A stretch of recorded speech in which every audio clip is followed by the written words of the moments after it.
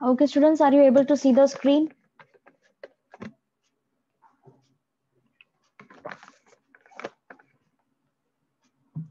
क्या आप लोग स्क्रीन देख पा रहे हैं?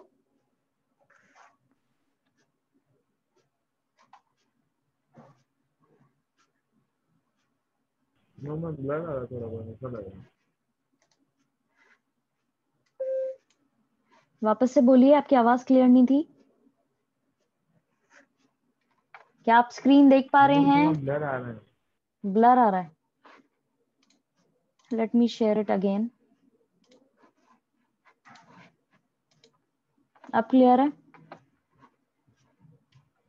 यस मैम थोड़ा। हाँ बाकी बच्चे भी बोल सकते हैं इस चीज को। You don't have to sit idly, खाली नहीं बैठना है। If you have any problem regarding our last class topics you can ask me. किसी को कोई दिक्कत हो जो हमने लास्ट क्लास में पढ़ा था तो अभी आप लोग पूछ सकते हैं।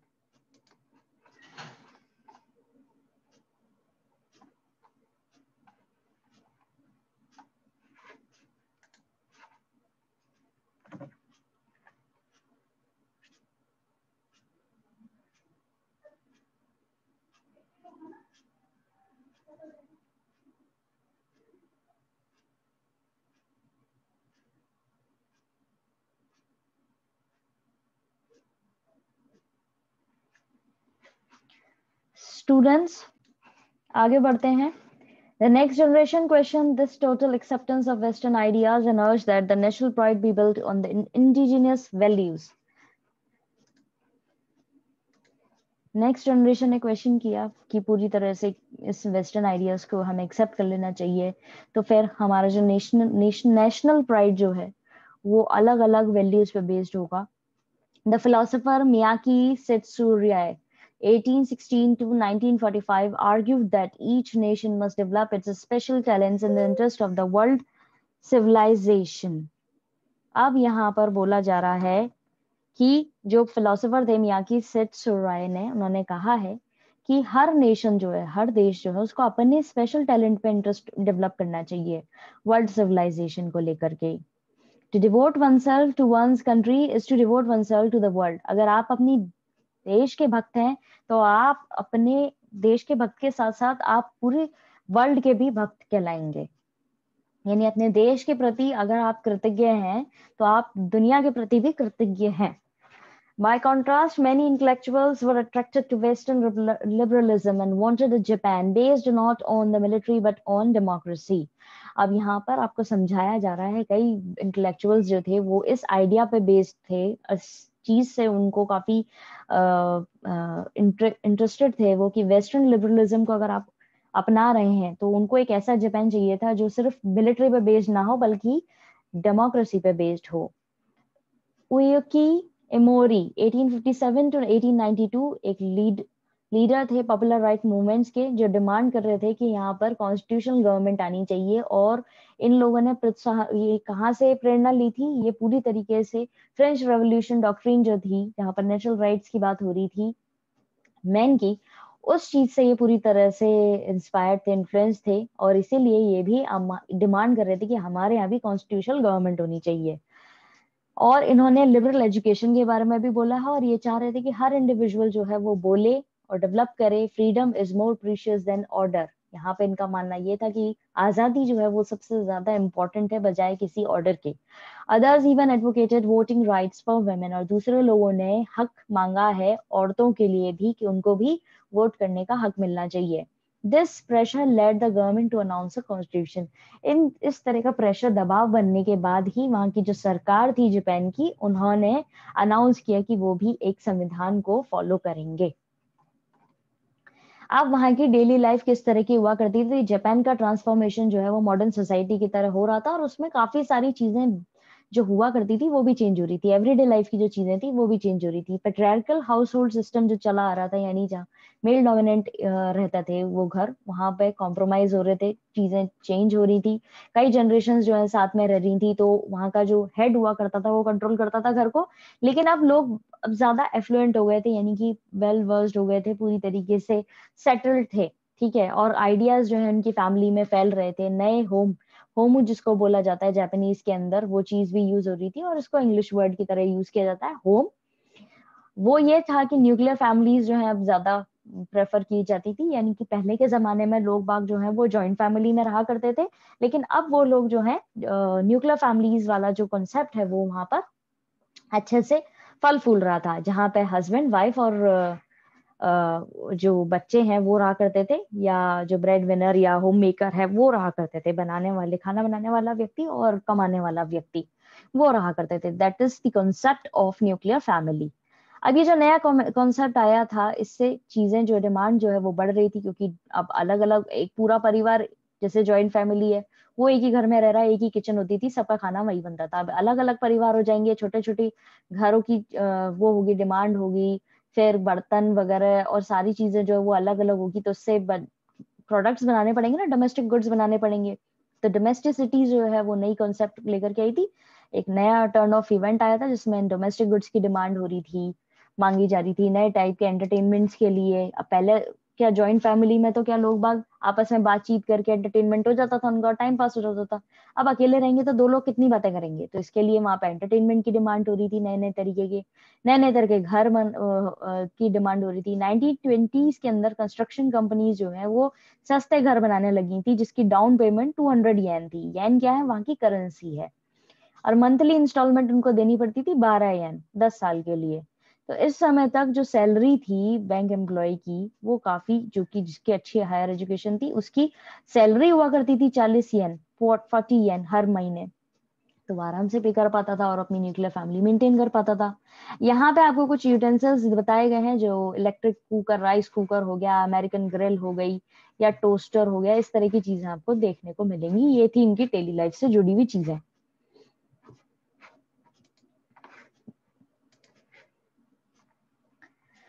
अब कार क्लब, ये बेसिकली क्या है, एक एब्रीवेशन है मॉडर्न गर्ल के लिए, मोगा, ठीक है। ये रिप्रेजेंट करता था जब 20th सेंचुरी के अंदर जेंडर इक्वालिटी का कॉन्सेप्ट आ रहा था और कॉस्मोपॉलिटन कल्चर का आ रहा था, तो वहां पे डेवलप होने लगी थी आर्थिक व्यवस्था। वहां पे मिडिल क्लास फैमिली के लोग जो है वो भी ट्रैवल और एंटरटेनमेंट को एंजॉय कर पा रहे थे, जो पहले सिर्फ अमीर लोग किया करते थे, अब वो मिडिल क्लास फैमिली के लोग भी एंजॉय कर रहे थे। तो जो सिटीज के अंदर ट्रांसपोर्ट था वो भी इम्प्रूव हो रहा था, इलेक्ट्रिक ट्रेन्स चल गई थी, पब्लिक पार्क्स खुलने लग गए थे 1878 के अंदर, डिपार्टमेंट स्टोर्स बनने लग गए थे। टोक्यो के अंदर जिंजा एक फैशनेबल एरिया था, जिनबुरा करके एक वर्ड जो है निकाला गया है जिंजा से और बुरबुरा से, दोनों का मतलब होता है वॉकिंग एमलेसली, ठीक है, बिना किसी एम के चलना, ठीक है, ये मतलब होता है इसका। फर्स्ट रेडियो स्टेशन जो है वो खोला गया था 1925 के अंदर। मत्सुई सुमाको एक एक्ट्रेस थी जो एक नेशनल स्टार थी, जिसने पोर्ट्रे किया था नोरा का, मतलब उसने कैरेक्टर निभाया था नोरा का, नॉर्वेगियन राइटर एडिसन्स अडोल्स हाउस के अंदर। नॉर्वेगियन राइटर जो थे उनके द्वारा लिखा गया था ये एक मूवी, जो है movie began to be made शुरू हुई थी 1899 के अंदर। और फिर वहां पे कई सारी कंपनीज जो है कई सौ पिक्चर बनाने लगी। ये पीरियड जो है बहुत ही इंपॉर्टेंट था। यहाँ पे ट्रेडिशनल नॉर्म्स जो थे सोशल और पॉलिटिकल बिहेवियर को, उसको लेकर के भी क्वेश्चंस उठाया करता था। अब कार क्लब क्या है, car club women's car pool हुआ करता था, यानी एक कार के अंदर कार पूलिंग करते हैं ना अपन, जैसे कि सेम जगह पर अगर कोई व्यक्ति जा रहा है तो कार पूलिंग में भाई आप अपने हिस्से का शेयर दे दो और बैठ जाओ, एक ही कार में सारे जने चले जाओ, वो चीज जो है पॉपुलर हो रही थी उस समय में। फिर है overcoming modern and modernity. State centre nationalism जो है वो ढूंढा गया था, फुल एक्सप्रेशन में था वो 1930 से 1940s के अंदर। जापान जो है लॉन्च कर दिए थे उसने वॉर्स, किसके खिलाफ, चाइना के खिलाफ, और दूसरे हिस्से जो थे एशिया उनके खिलाफ। और सेकेंड वर्ल्ड वॉर जो है उसके अंदर जापान पे अटैक करता है यूएसए पर्ल हार्बर से, जैसे कि हमने पढ़ा ही है वो नागासाकी और हिरोशिमा वाला अटैक। ये पीरियड जो है सोसाइटी को बहुत कंट्रोल किया करता था, यहाँ पे लोगों को बहुत ज्यादा बंदी बना के रखा जाता था। और इसी समय में ही वहां पे पेट्रियोटिक सोसाइटीज, यानी कि देशभक्ति वाली सोसाइटीज भी रूप ले रही थी अपना। कई सारी विमेन ऑर्गेनाइजेशंस खुलने लगी थी जो सपोर्ट कर रही थी वॉर को। एक इन्फ्लुएंशियल सिंपोजियम जो है वो देखने को मिला था, जहाँ पे ओवरकमिंग मॉडर्निटी, यानी कि मॉडर्निटी से थोड़ा ऊपर उठ रहे थे ये। 1943 के अंदर डिबेट हो रहा था, वहां पे क्वेश्चन कंफ्यूजन जो था जापान को लेकर के, वो चीज बहुत ज्यादा सामने आ रही थी, कैसे वेस्टर्न चीजों से हम लड़ें और कैसे मॉडर्न भी रहें, और उनका कॉन्सेप्ट जो है उसको थोड़ा सॉर्ट आउट करके रखे हैं। म्यूजिशियन मोरोई सबूरा, इन्होंने क्वेश्चन उठाया था अपने म्यूजिक के तौर पे कि कैसे हम अपने म्यूजिक को बचा सकते हैं जो बाहर की चीजें आ रही हैं उनसे। ये रिजेक्ट करते थे वेस्टर्न म्यूजिक को और ये कोशिश कर रहे थे कि एक ऐसा तरीका ढूंढ लिया जाए जिसमें जापानीज म्यूजिक को वेस्टर्न इंस्ट्रूमेंट्स के साथ में रीराइट करके प्ले किया जाए, जिससे उनका भी कल्चर बचा रहे, जो उनका जापानीज म्यूजिक है वो भी बचा रहा है और मॉडर्निटी भी आ जाए। फिर फिलोसोफर थे निशितानी केजी, उन्होंने मॉडर्न को ऐसे डिफाइन किया है कि यूनिटी ऑफ थ्री स्ट्रीम्स, यानी तीन वेस्टर्न थॉट को साथ में लेके आना, एक तो रेनेसा, एक प्रोटेस्ट रिफॉर्मेशन और एक राइज ऑफ नेचुरल साइंसेस। यानी रेनेसा आपको पता ही है, ये आपने लिटरेचर के अंदर भी पढ़ा होगा किस तरीके से रेनेसा पीरियड जो है वो फ्लरिश हुआ था 14 सेंचुरी के बाद में, और फिर प्रोटेस्ट रिफॉर्मेशन इंडस्ट्रियलाइजेशन के बाद में जो प्रोटेस्ट आया था वो, और फिर नेचुरल साइंसेस का राइज होना कि किस तरीके से नेचुरल साइंस यानी कि साइंस को लेकर के कितनी ज्यादा डेवलपमेंट हुए थे और लोग बाग आगे जाकर के उसको इम्प्रूव कर रहे थे। ये सारी चीजें भी हमने पढ़ी हैं। तो बोला गया है कि ये क्या है, एक ऐसा पीरियड है मॉडर्न के अंदर तीन स्ट्रीम्स, अलग अलग स्ट्रीम्स जो है उनको साथ में लेकर के आया जा रहा है।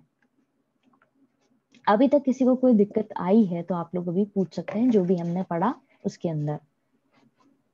Excuse me ma'am. हाँ जी मैम वापस बताइए एक बार।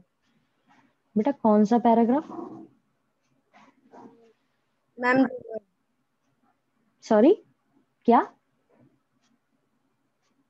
मैम दोनों पूरा, ये ओवरकमिंग मॉडर्निटी वाला पूरा। इसमें आपको कुछ भी समझ में नहीं आया? मैम स्टार्टिंग तो थोड़ा बहुत तो आता 1943 के अंदर जापान ने लॉन्च किया था अपनी वॉर, मैम मुझे ओवरकम वो शुरू करी थी। हाँ जी बोलिए। ओवरकमिंग मॉडर्निटी वाला है ना? मैं वही पढ़ा रही हूँ, आप इससे सुने आप ढंग से। ठीक है, ओके। नीचे सेकंड में लास्ट वाला बताओ। ओवरकमिंग मॉडर्निटी का मतलब है यहाँ पर कि मॉडर्निटी से कैसे ऊपर उठ सकते हैं और देशभक्ति की जो चीजें हैं उसको कैसे इम्प्रूव कर सकते हैं और किस तरीके से दोनों को साथ में लेकर के डील कर सकते हैं। क्योंकि जापान उतर चुका था वॉर के अंदर चाइना के साथ में और दूसरे जो देश थे एशिया के उनके साथ में भी। सेकेंड वर्ल्ड वॉर के अंदर जापान अटैक करता है यूएसए पे, पर्ल हार्बर पे, और फिर उसके जवाब में यूएसए जो है वो भी उस पर अटैक करता है। ये पीरियड जो है ये उस समय का पीरियड है जब सोसाइटी को कंट्रोल किया जाता था, दबाया जाता था, और इसके अंदर लोग जो रह रहे हैं उनके ऊपर अपने हिसाब से कानून लगाए जाते थे। अब क्योंकि ये लोग मॉडर्न भी होना चाह रहे थे, जैसा अभी हमने ऊपर पढ़ा है कि मॉडर्निटी को ही अपना रहे थे, तो वहां के लोगों की मन में भावना थी कि भाई मॉडर्न चीजों को अपना रहे हैं वो तो ठीक है, लेकिन हमारा जो कल्चर है उसको हम कैसे रिस्टोर करके रखें या कैसे उसको एक तरीके से रिवाइव करें, यानी कि वापस से उसको अस्तित्व में लेकर के रखें कि वो लुप्त नहीं हो जाए, ठीक है, पूरा एक्सटिंक्ट नहीं हो जाए। जैसे आज के जमाने में हमारे देश के अंदर भी इस चीज को काफी इंपॉर्टेंस दी जाती है, ठीक है, बोला जाता है कि भाई मॉडर्न हो रहे हो ठीक है लेकिन अपने कल्चर को भूलो मत।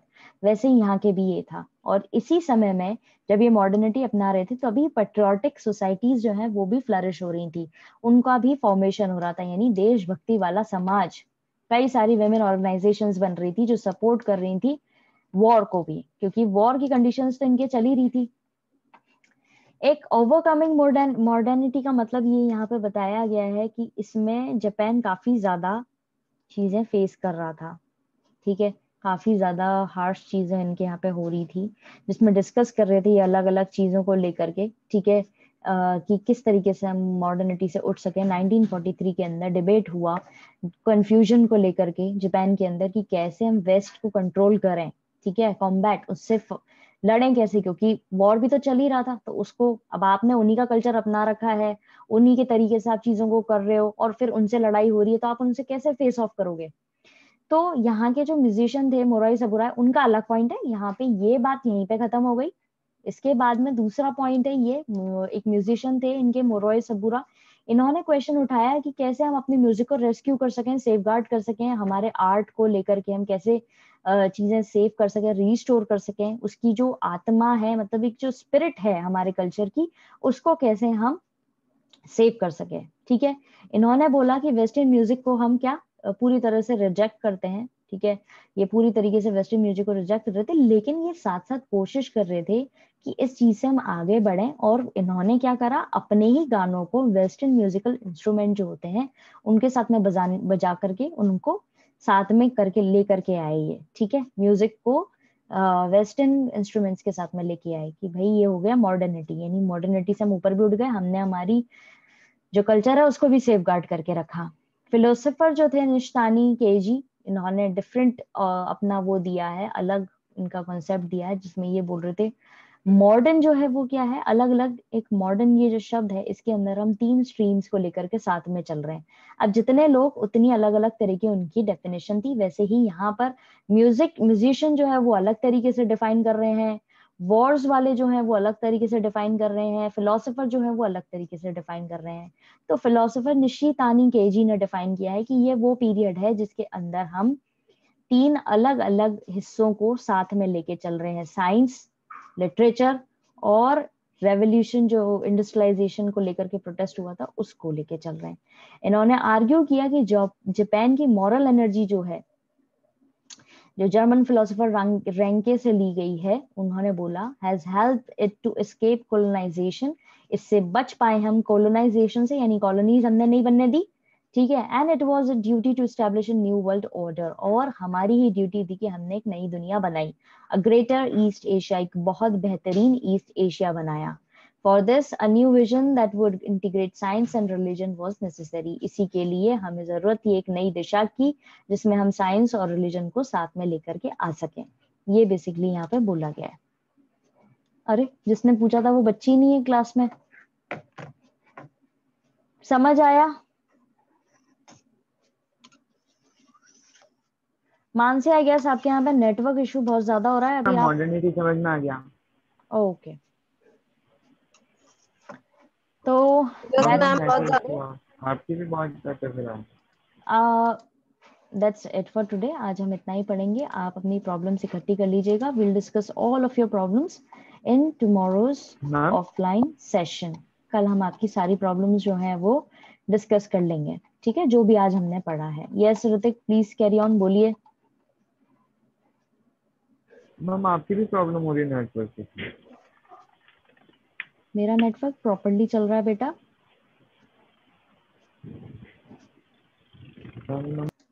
That's it for today. Have a nice day ahead, students. God bless you all. We'll meet tomorrow.